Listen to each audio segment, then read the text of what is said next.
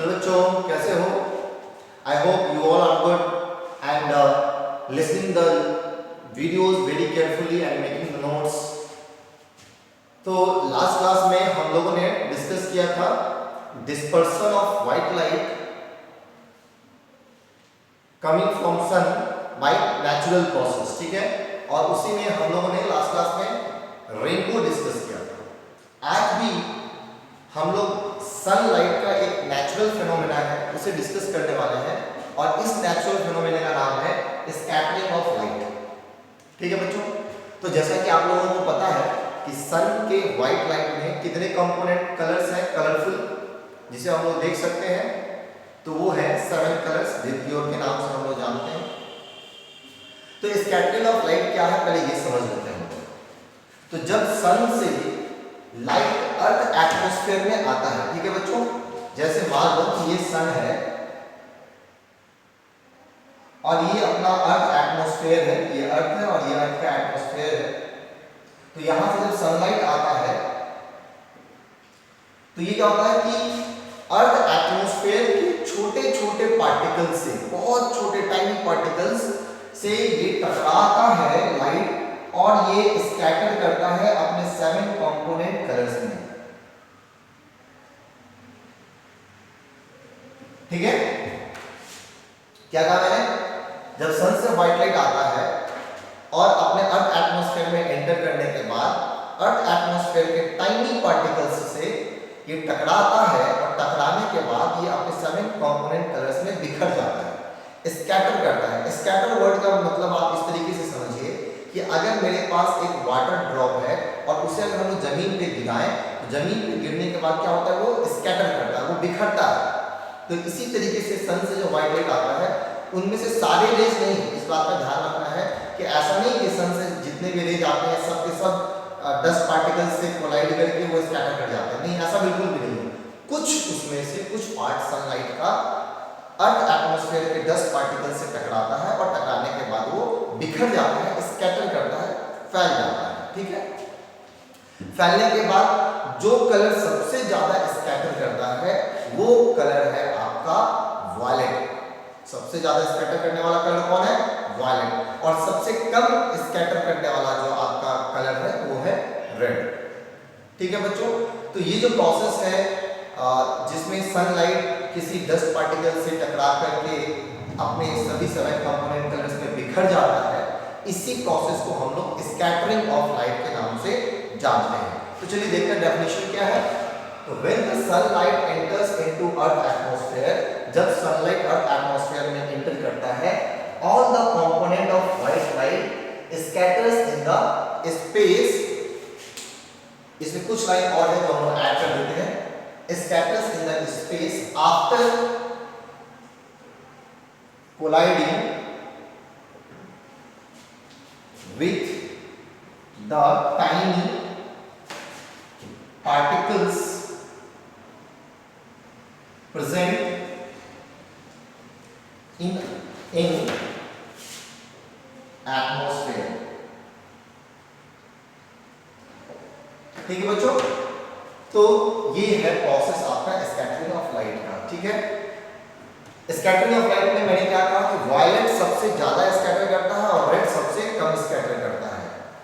तो इसमें कॉन्सेप्ट क्या है कि वो कलर जिसका वेवलेंथ सबसे कम है वो सबसे ज्यादा स्कैटर करेगा, जिसका वेवलेंथ सबसे कम है वो सबसे ज्यादा स्कैटर करेगा। तो आप बताओ विबग्योर में सबसे कम वेवलेंथ किसका है? वायलेट का, इसलिए वायलेट सबसे ज्यादा स्कैटर करेगा और रेड का वेवलेंथ सबसे ज्यादा है इसलिए ये सबसे कम स्कैटर करेगा। तो जिसका वेवलेंथ सबसे ज्यादा है वो सबसे कम स्कैटर करेगा, जिसका वेवलेंथ सबसे कम है वो सबसे ज्यादा स्कैटर करेगा। तो स्कैटरिंग का जो प्रोपोर्शनैलिटी है वेवलेंथ के साथ वो कुछ इस तरीके से है कि scattering is inversely proportional to lambda to the power 4। आप देखो क्या प्रोपोर्शनैलिटी है? Scattering is inversely proportional to lambda to the power 4, मतलब लैम्डा जिसका कम होगा स्कैटरिंग उसका ज्यादा होगा, लैम्डा जिसका ज्यादा होगा स्कैटरिंग उसका उतना ही कम होगा। तो देखो यहां पे क्या लिखा है? The light of shorter wavelength, वैसा लाइट जिसका वेवलेंथ छोटा है स्कैटर्स द मोस्ट, वो सबसे ज्यादा स्कैटर करेगा, and light of larger wavelength scatters the least, और लाइट जिसका वेवलेंथ लार्जर है, बड़ा है, वो सबसे कम स्कैटर करेगा। और यही प्रोपोर्शनलिटी है, स्कैटरिंग इज प्रोपोर्शनल टू 1/λ/4। ठीक है बच्चों, और ये जो आपका प्रोपोर्शनलिटी है, इसी को हम लोग रिले स्कैटरिंग के नाम से भी जानते हैं। रिले स्कैटरिंग आपसे पूछा जाता है कि व्हाट इज रिले स्कैटरिंग, तो आप बताओगे कि scattering is proportional to 1/λ⁴, and this is known as relay scattering। ये याद रखना है आपको। मैंने पहले ही बताया था violet colour of light scatters the most, violet colour light का सबसे ज्यादा स्कैटर करेगा, और red colour of light scatters the least. समझ गए बच्चों, तो रेड कलर सबसे कम स्कैटर करेगा। अब देखो इसका प्रैक्टिकल एप्लीकेशन कई जगह पे है। प्रैक्टिकल एप्लीकेशन कैसे है, तो आप खतरे के निशान के तौर पे हम लोग किस कलर का यूज करते हैं, तो ऑब्वियस है किस कलर का हम लोग यूज करते हैं, रेड कलर ऑफ लाइट का। क्यों? क्योंकि जो रेड कलर ऑफ लाइट है वो स्कैटर सबसे कम करेगा, उसका स्कैटरिंग सबसे कम है, और कम स्कैटरिंग है इसलिए वो दूर तक डिस्टेंस ट्रैवल कर पाएगा लार्जर इंटेंसिटी के साथ, क्योंकि उसका एनर्जी तो कहीं बहुत ज्यादा ये क्या कहते हैं उसको, बिखरा नहीं, उसका एनर्जी बर्बाद नहीं हुआ। वो एनर्जी जो है रेड कलर ऑफ लाइट का, वो क्या है, सिंक्रोनाइज्ड है, बहुत छोटे से स्पेस में है, वो स्कैटर नहीं कर रहा, इसलिए वो दूर तक डिस्टेंस ट्रैवल करेगा। तो इसलिए हम लोग खतरे के निशान के तौर पे रेड कलर ऑफ लाइट को यूज करते हैं, ताकि दूर खड़ा व्यक्ति ही उसको बहुत पहले देख ले और समझ जाए कि वहां पे खतरा है, डेंजर है, हम लोगों को वहां पे नहीं जाना चाहिए। जैसे आप इसमें भी देख सकते हो, जो हम लोगों का सिग्नल होता है, ट्रैफिक सिग्नल होता है, उस ट्रैफिक सिग्नल में भी जब स्टॉप का जो कलर है, वो स्टॉप का कलर हम लोग रेड यूज करते हैं, और जो मूव मतलब चलने का जो सिग्नल है वो हम लोग ग्रीन के तौर पे यूज करते हैं, क्योंकि ग्रीन थोड़ा सा तो स्कैटर करता है, और रेड क्या है आपका बहुत कम स्कैटर करता है, ना के बराबर स्कैटर करता है, इसलिए वो दूर से ही दिख जाएगा लोगों को कि अच्छा अभी तो रेड लाइट जल रहा है, मतलब आपको रुक जाना है, दूर से ही दिख गया, आप समझ जाओ कि आगे आपको परमिशन नहीं है जाने का। दूसरा एग्जांपल लो, लेजर लाइट। लेजर लाइट का यूज क्या है कि हम लोग उस लेजर लाइट के हेल्प से अपने रेज को बहुत दूर डिस्टेंस तक भेजना चाहते हैं। अब अगर आपको अपने लाइट को बहुत दूर डिस्टेंस तक भेजना है, तो इसके लिए उसका इंटेंसिटी बचा करके रखना जरूरी है, उसका एनर्जी इधर उधर खर्च ना हो ये जरूरी है। तो एनर्जी इधर उधर खर्च ना हो तो ये तभी हो सकता है जब आपका लाइट स्कैटर नहीं करे। तो वो कौन सा कलर है जो स्कैटर कम करता है, तो सर वो रेड कलर ऑफ लाइट है जो स्कैटर सबसे कम करता है। इस कारण से हम लोग लेजर लाइट में भी रेड कलर ऑफ लाइट को यूज करते हैं। और जो आपका इसके अलावा जो कलर है विब्ग्योर में, आप यहां पर चाहो तो लिख लो VIBGYOR। ठीक है बच्चों, तो रेड आपका सबसे कम स्कैटर करेगा, वायलेट सबसे ज्यादा स्कैटर करेगा, और रेड से कम स्कैटर करेगा ऑरेंज, उससे ज्यादा रेड से ज्यादा स्कैटर करेगा ऑरेंज, ऑरेंज से ज्यादा स्कैटर येलो, येलो से ज्यादा ग्रीन। ठीक है बच्चों, तो इस तरीके से हम लोग स्कैटरिंग प्रोसेस को, स्कैटरिंग फिनोमेना को समझ पा रहे हैं। ठीक है, तो जिस कलर ऑफ लाइट को सबसे कम स्कैटर करवाना है या ज्यादा दूर तक भेजना है, तो वो कलर कौन होगा हमारा, रेड। तो ये हो गया स्कैटरिंग ऑफ लाइट के बारे में डिटेल। अब हम लोग नेचुरल फिनोमेना में आते हैं। इसमें आते हैं बच्चों natural phenomena of scattering of light.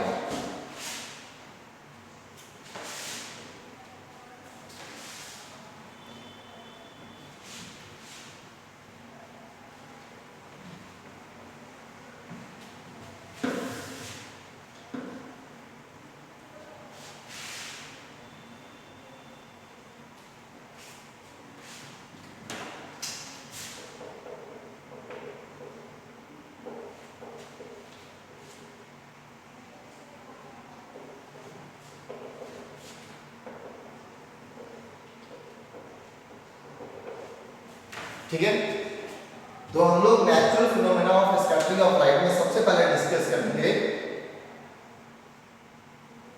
Sky appears blue in day, दिन के समय में हमारा स्काई ब्लू अपीयर होता है, ब्लू दिखता है, ठीक है। आसमान कैसा है, नीला है, ब्लू है। तो इसके पीछे क्या कारण है, क्यों आसमान ब्लू दिखता है? क्या सच में आसमान ब्लू है? क्या अर्थ एटमॉस्फेयर के बाहर चले जाए, यूनिवर्स में चले जाए तो भी हमें स्काई ब्लू दिखेगा? तो नहीं, बिल्कुल भी नहीं, स्काई हमें ब्लू बिल्कुल नहीं दिखेगा। क्योंकि अगर आप यूनिवर्स में जाओगे तो यूनिवर्स में हर जगह तो लाइट है नहीं, जिस कारण से आपको जब लाइट है ही नहीं तो क्या दिखेगा, डार्कनेस दिखेगा, एंड डार्कनेस मींस ब्लैक। तो अगर आप यूनिवर्स में चले जाते हो तो दिन रात का तो कोई कॉन्सेप्ट ही नहीं रहेगा, आप सोलर सिस्टम के बाहर हो, आप अर्थ सरफेस पे हो ही नहीं, तो वहां कोई दिन रात का सिस्टम होगा नहीं यूनिवर्स में। यूनिवर्स में पूरा यूनिवर्स आपको ब्लैक दिखता है। जहां कोई सेलेस्टियल बॉडीज होंगे, अगर उस पे किसी का लाइट आ रहा होगा या उसका खुद का लाइट होगा तो वो आपको दिखेगा, अदरवाइज आपको वो भी नहीं दिखेगा, ठीक है। तो मैं यूनिवर्स की बात छोड़ देते हैं, हम लोग अपने वापस अर्थ सरफेस पे आते हैं। तो अर्थ सरफेस से दिन के टाइम में स्काई ब्लू अपीयर होता है, क्यों? चलिए इसके पीछे का रीजन समझते हैं, क्यों स्काई ब्लू अपीयर होता है। तो होता क्या है कि जैसे ये मेरा अगर मान लो कि अर्थ सरफेस है, यहां पे कोई एक आदमी खड़ा है, ये हमारा एटमॉस्फेयर है, ठीक है बच्चों, और यहां पे कहीं ऊपर में सन है, ठीक है बच्चों, ये सन है हमारा। तो सन से जो किरणें आएंगी, सन से जो लाइट रेज आएंगे, वो जैसे ही एटमॉस्फेयर में इन करेगा तो इसमें से कुछ रेज जो है वो क्या करेगा, यहां के डस्ट पार्टिकल से टकराकर स्कैटर करेगा।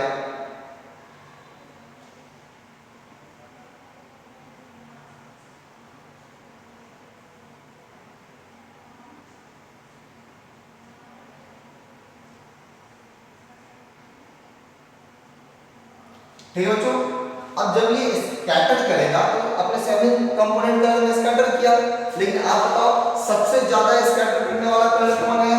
वायलेट। सबसे कम रेड। तो स्काई आपको रेड तो नहीं दिखने वाला है, क्योंकि सर रेड कलर तो स्कैटर किया ही नहीं है एटमॉस्फेयर में। तो स्काई हमें दिखना चाहिए वायलेट। कैसा दिखना चाहिए? वायलेट, क्योंकि ये सबसे ज्यादा स्कैटर कर चुका है, मतलब पूरे एटमॉस्फेयर में जो कलर फैला हुआ है वो कौन सा फैला हुआ है? वायलेट। लेकिन स्काई हमें वायलेट नहीं दिखता है, इसके पीछे एक कारण है। दिखना चाहिए एक्चुअल में वायलेट, बट वायलेट नहीं दिखता है। इसके पीछे कारण क्या है कि जो ह्यूमन आई है, जो इंसान का आंख है, वो वायलेट कलर के लिए बहुत ज्यादा सेंसिटिव नहीं है। मतलब हम लोग वायलेट कलर को बहुत ज्यादा इंटेंसिटी के साथ नहीं देख पाते हैं। जो हमारा कोन सेल है ह्यूमन आई का, वो वायलेट कलर को बहुत ज्यादा प्रोसेस नहीं कर पाता है, इस कारण से हमें वायलेट नहीं दिखता है। तो चलो जब वायलेट नहीं दिखा कोई बात नहीं है, तो उसके बाद जो सबसे ज्यादा स्कैटर क्या, वो है इंडिगो। तो मुझे इंडिगो दिखना चाहिए।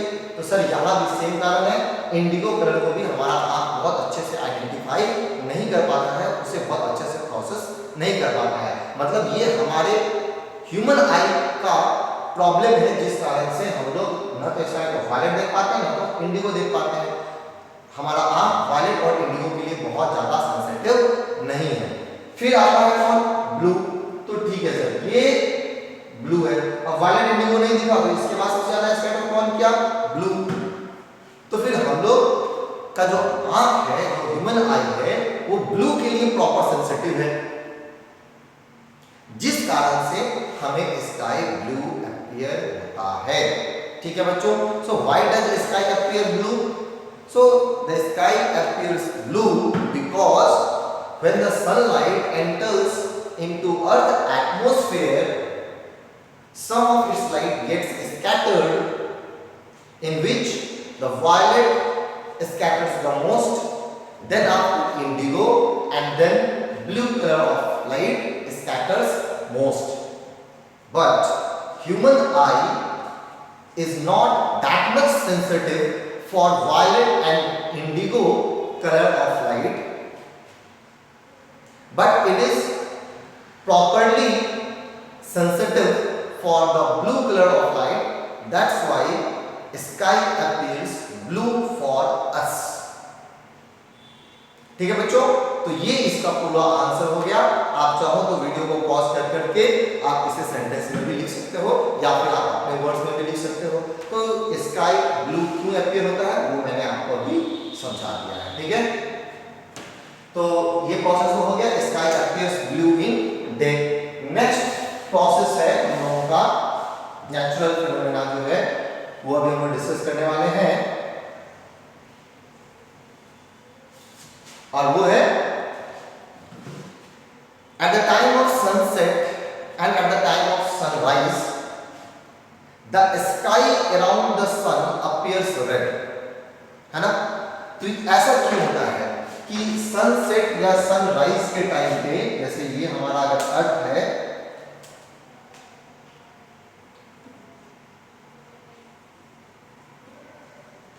ठीक है, ये एटमॉस्फेयर है,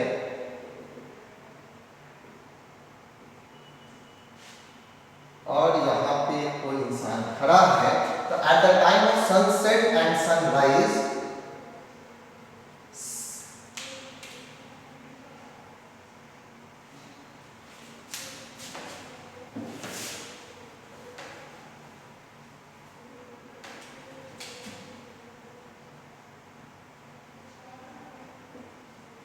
at the time of sunset or sunrise the sky near sun appears reddish। सन के अगल बगल का जो स्काई है वो आपको रेडिश दिखता है, ऐसा क्यों? ठीक है बच्चों, बाकी अपना आपको आसमान जैसा दिखता है, थोड़ा अंधकार में दिखता है, थोड़ा धुंधला दिखता है, बिकॉज लाइट कम है इसलिए थोड़ा सा कम इंटेंसिटी होता है आपका स्काई में, और आपको वो थोड़ा सा धुंधला दिखता है, डार्क दिखता है, तो वो तो प्रॉपर कोई उसके लिए बहुत बड़ा एक्सप्लेनेशन नहीं है। हाँ, लेकिन सन के इर्द गिर्द का जो आपका स्पेस होता है वो रेडिश दिखता है। तो चलिए इसका जवाब हम देखते हैं। तो eight the time of sunset और सनराइज, सन जो है वो हमारे हॉरिजॉन्टल लेवल पे होता है, ठीक है, और इस कारण से जो डिस्टेंस है यहाँ से लेकर के यहाँ तक का, ये डिस्टेंस थोड़ा सा बढ़ जाता है। Distance is large distance is large. तो सन से जो ऑब्जर्वर का डिस्टेंस है वो ज्यादा हो गया। ज्यादा होने के कारण जो यहां से लाइट रे आता है आपका, ये सनलाइट आया, तो सनलाइट जैसे ही यहां पे इन किया तो ये स्कैटर कर गया, दूर है इसलिए इसका इंटेंसिटी क्या है, बहुत कम, इंटेंसिटी इज लो, कम रोशनी आ रहा है सन से दूर होने के कारण। अब इस कम रोशनी में भी आपका कलर बिखर गया, तो जो बिखर गया इंटेंसिटी कम है तो वो हम तक पहुंचा नहीं। मतलब विब्यूल में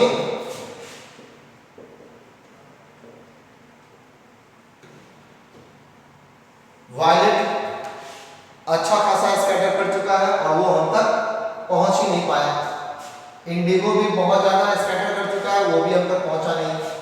ब्लू भी नहीं पहुंचा, ग्रीन भी नहीं पहुंचा, येलो भी नहीं पहुंचा, थोड़ा बहुत रेड पहुंचा और थोड़ा बहुत ऑरेंज पहुंचा।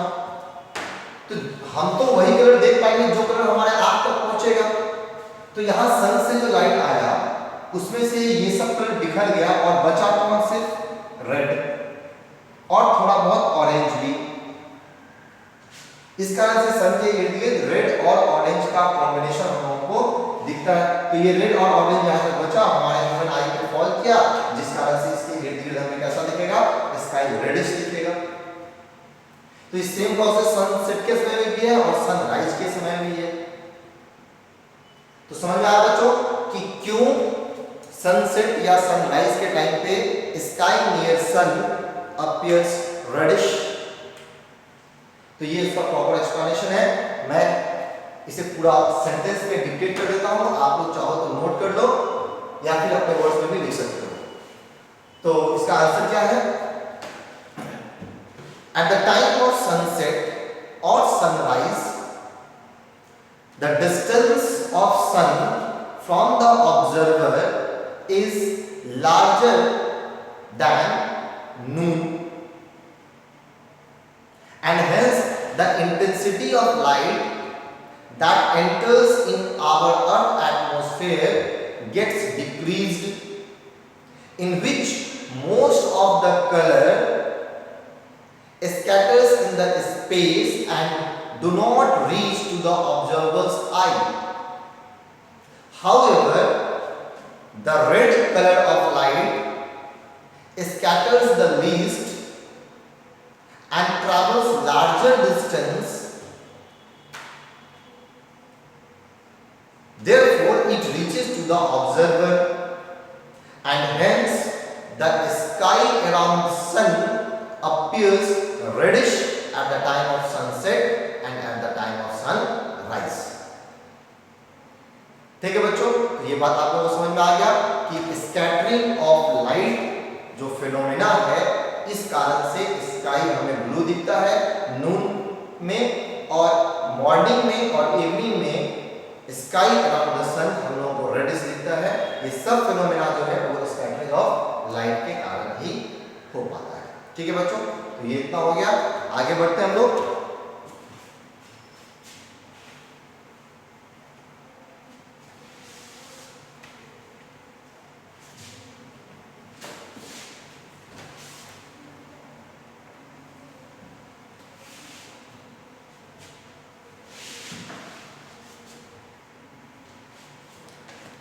बच्चों नेक्स्ट क्वेश्चन होता है, why does sun appears 2 minutes before the sunrise? ये बच्चों ये क्वेश्चन है। सनराइज का जो एक्चुअल टाइम है, सन हमें उससे 2 मिनट पहले दिखता है, और सेम आंसर है, लेकिन क्वेश्चन दूसरा है, why does sun appears 2 minutes delay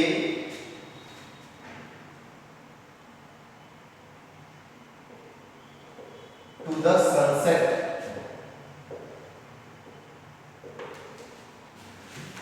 तो जो सूर्यास्त होना होता है, सनसेट का जो टाइम होता है एक्चुअल टाइम, उससे 2 सेकंड लेट तक हमें सन दिखता है। मतलब 2 मिनट, सन राइज से 2 मिनट पहले दिखने लग जाता है, और सन सेट के 2 मिनट बाद तक सन हमें दिखता रहता है। इसके पीछे क्या कारण है, मैं वो अब आपको एक्सप्लेन करना चाहता हूं। तो बच्चों इन सभी का जो आंसर है वो है रिफ्रैक्शन। ऐसा क्यों होता है? Because of refraction. देखिए क्या होता है, ये अर्थ है, यहां पे इंसान है कोई, ये अपना एटमॉस्फेयर है। ठीक बच्चों, हम कोई भी चीज को तभी देख पाते हैं जब वो हमारे आई साइट के हॉरिजॉन्टल लेवल पे हो। अगर हमें ऊपर की चीजें देखनी है तो हमें अपना सर ऊपर करना होगा, तभी हम स्ट्रेट लाइन आएगा जो हम देख सकते हैं अपने आंखों से। या अगर कोई नीचे की चीजें देखनी है तो हमें अपना सर नीचे करना होगा, तो वहां से जो स्ट्रेट लाइन आएगा उसको वो हम देख पाएंगे। अगर ये इंसान इस अर्थ सरफेस पे खड़ा है, ये सन को तब देख पाता जब सन इसके हॉरिजॉन्टल लेवल पे होता, तो ये इस तरीके से इसको देख पाता, ये स्ट्रेट लाइन तभी देख पाता। बट एक्चुअल में होता क्या है कि सन अभी नीचे है, मतलब अभी हॉरिजॉन्टल लेवल में इस आदमी के नहीं है, तो ये सन इसे दिखना नहीं चाहिए। ठीक है बच्चों, लेकिन होता क्या है कि ये लाइट रे जैसे यहां से आया, अब यहां पे हुआ रिफ्रैक्शन। ये इसका ओरिजिनल पाथ था, ये नॉर्मल मान लो, ये एंगल ऑफ इंसिडेंस और ये एंगल ऑफ रिफ्रैक्शन। तो यहां तो वैक्यूम है, स्पेस में क्या है, कुछ भी नहीं है, इसलिए ये जो एरिया है ये वैक्यूम है, और यहां पर एयर है, एंड ऑफ कोर्स एयर जो है वो डेंसर मीडियम होगा वैक्यूम के रिस्पेक्ट में, तो तो इस कारण से यहाँ पर रिफ्रैक्शन हुआ और ये नॉर्मल की तरफ बेंड किया और ये ह्यूमन आई तक पहुंच गया। तो इस आदमी को ये लाइट तो स्ट्रेट यहाँ पे इसके आंख पे आया, मतलब इस आदमी को लगेगा कि सन कहाँ पे है, इस जगह पे है। तो ये यहाँ पर उसमें अपीयर होगा, क्या होगा, अपीयर होगा, अपीयर्स सन। तो ये जो सन का ये जो पोजीशन है और यहां से यहां आने तक में जो टाइम लगता है वो टाइम होता है 2 मिनट। ठीक है बच्चों। तो आदमी को, इस इंसान को ये सन तब दिखना चाहिए था जब ये इस पोजीशन में होता, तब दिखना चाहिए था। लेकिन ये सन जब नीचे है हॉरिजॉन्टल लेवल से, तभी इसको दिख गया यहाँ पे, बिकॉज ऑफ रिफ्रैक्शन। सन का लाइट यहाँ से आया, रिफ्रैक्ट किया और ह्यूमन के आंख पे फॉल किया, तो आदमी को लगेगा कि सन यहाँ पे है। तो एक्चुअल में वो जो सन देखता है वो रियल सन नहीं है, वो उसका इमेज है, हम लोगों को ऐसा अपीयर होता है। ठीक है बच्चों। और सेम प्रोसेस होता है आपका सनसेट के टाइम पे। तो देखो यहाँ पे क्या है, सन नीचे आ चुका है, अब ये सन इसे दिखना नहीं चाहिए था, इसके हॉरिजॉन्टल लेवल से नीचे आ चुका है, जिस कारण से ये sun at the time of sunset इसे दिखना नहीं चाहिए। लेकिन फिर होता वही है, रिफ्रैक्शन फिनोमेना। यहां से सन का लाइट आया, ये नॉर्मल है, ये एंगल ऑफ इंसिडेंस है, ये एंगल ऑफ रिफ्रैक्शन हो गया और सनलाइट यहाँ पे इसके यहाँ पे फॉल किया। तो इसे लगेगा कि सन कहाँ पे है, पीछे की तरफ एक्सटेंड कर दो, तो इसे लगेगा कि सन इस जगह पे है। अभी एक्चुअल में सन यहाँ पे है नहीं, यहाँ पे क्या हो रहा है, अपीयर्स सन, एक्चुअल में यहाँ पे है। तो यहाँ से यहाँ आने का जो टाइम है सन का, वो टाइम है 2 मिनट। तो इसलिए बोला जाता है कि sun appears 2 minute before the sunrise and sun appears 2 minute delayed to the sunset. तो ये कारण है कि सन सेट के 2 मिनट बाद तक सन हमें दिखता है और सनराइज से 2 मिनट पहले हमें सन दिख जाता है। ठीक है बच्चों। तो इस डायग्राम को बना लेना है आप लोगों को, और इसका आंसर अगर आपको लिखना है तो आप इस तरीके से लिख सकते हो। At the time of sunrise, तो सनराइज का डिस्कस कर रहे हैं।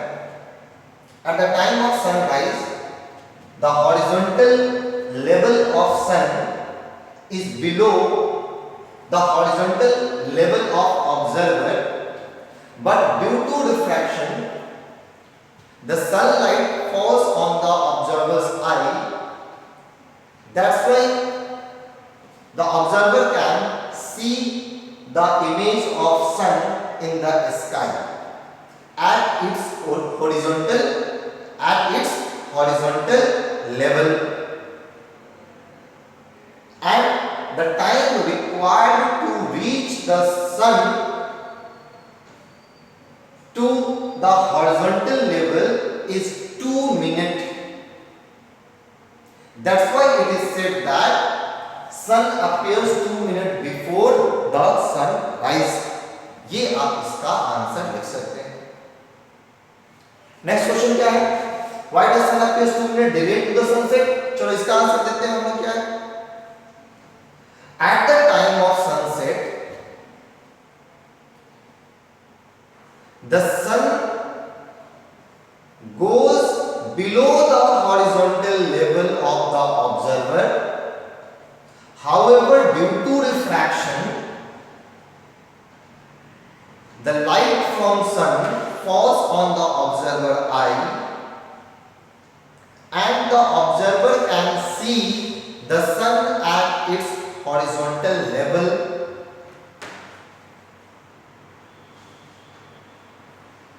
Full stop. The time required to move sun from horizontal level to its actual position is 2 minutes. That's why sun appears 2 minutes delayed to the sunset. ये second part का answer हो गया बच्चों। ठीक है,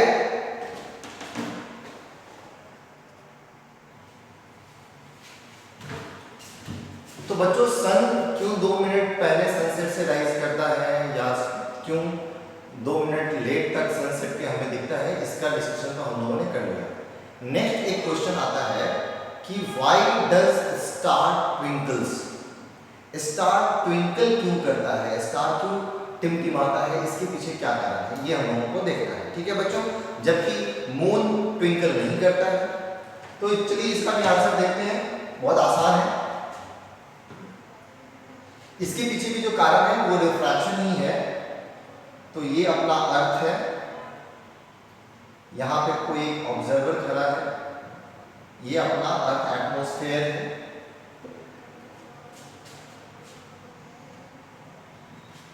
ठीक है, और स्काई में कहीं पे एक जगह स्टार है। ठीक है, तो स्टार एक सेलेस्टियल बॉडी है, ल्यूमिनस है, इसका खुद का लाइट होता है। बहुत दूर होने के कारण ये पॉइंट साइज दिखता है हम लोगों को। अब तो जैसे ही यहां से कोई एक लाइट रे अंदर इन किया, ठीक है, ये लाइट रे है। अब अर्थ एटमॉस्फेयर जो है वो क्या है, डायनेमिक है। अर्थ एटमॉस्फेयर क्या है, डायनेमिक है। डायनेमिक मतलब ये मूव करता रहता है हमेशा। अर्थ एटमॉस्फेयर कभी भी स्थिर नहीं रहता है, जिस कारण से इसका जो रिफ्रैक्टिव इंडेक्स है वो चेंज होता रहता है लगातार। तो अभी जैसे कि मान लो कि ये जो लाइट आया, ये अभी कहीं से ऐसे रिफ्रैक्ट करके कुछ ऐसा कर, ये एक मिनट फिर से हम इसे ड्रॉ करते हैं। मान लो यहाँ है ये स्टार, तो ये यहाँ से लाइट में आया और ये फिर यहाँ पर इस आदमी के आंख पे फॉल किया लाइट। तो इस आदमी को स्टार कहीं कुछ इस जगह दिखेगा। ठीक है, फिर क्या हुआ कि ये लाइट यहां से आया और अब जो ये रिफ्रैक्ट किया तो थोड़ा सा कहीं यहां पे आकर के रिफ्रैक्ट किया,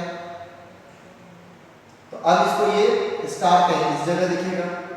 फिर ये लाइट आया तो फिर ये रिफ्रैक्ट करके कहीं इस जगह लाइट फॉल करेगा, तो अब ये इसको कहीं इस जगह दिखेगा।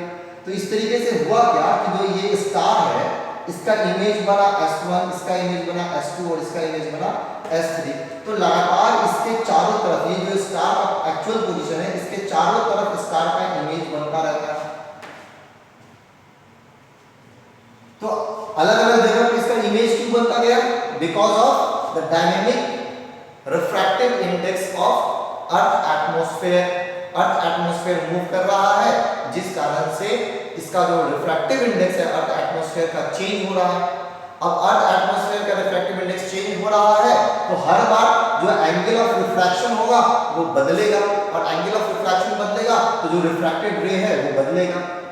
अब जिस हिसाब से रिफ्रैक्टेड रे इस इंसान के आंख पे फॉल करेगा, उसी हिसाब से उसको यहाँ पे इमेज दिखेगा। और एक ही पॉइंट का उसके इर्द गिर्द अलग अलग पॉइंट पे इमेज बनने के कारण से ये क्या लगता है, twinkling.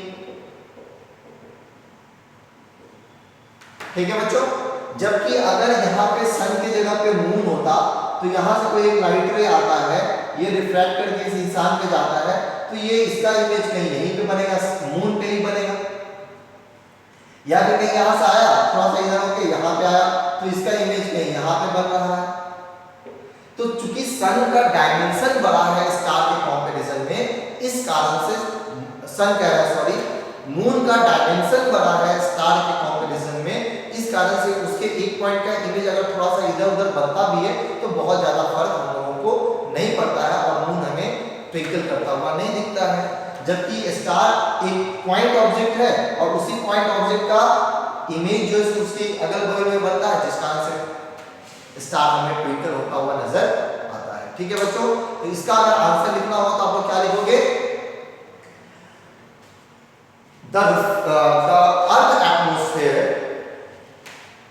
the earth atmosphere is moving and hence its refractive index is dynamic. Full stop. When the light rays from a star enters into earth atmosphere, it gets refracted by different angle of refraction because of changing oblique देके लिख सकते हैं dynamic refractive index of earth atmosphere, and hence the different image of star forms near by its actual position, and this phenomena is known as twinkling of star। बस हो गया, यही इसका answer है। तो इस तरीके से हम लोगों ने डिस्कस किया कि why does star twinkle and why does moon do not twinkle. Moon क्यों नहीं ट्विंकल करता है? Because of the size of moon, if the position of a refracted ray even changes by a very small distance, it does not affect that much on its appearance. That's why moon does not appear twinkling। तो ये हो गया हमारा जो भी atmosphere से related या फिर हमारा जो स्काई है, स्काई से रिलेटेड कुछ फेनोमेना है, नेचुरल फेनोमेना है, जिसे हम लोगों ने डिस्कस किया है। ये सब टॉपिक आपको क्लास 10th वालों के लिए भी है और क्लास 12th वालों के लिए भी है, दोनों बच्चे इसे आसानी से समझ सकते हैं। नेक्स्ट हम डिस्कस करने वाले हैं ह्यूमन आई। ठीक है बच्चों, तो अगले लेक्चर में हम लोग ह्यूमन आई डिस्कस करेंगे। तो आज के लिए इतना ही। Thank you very much.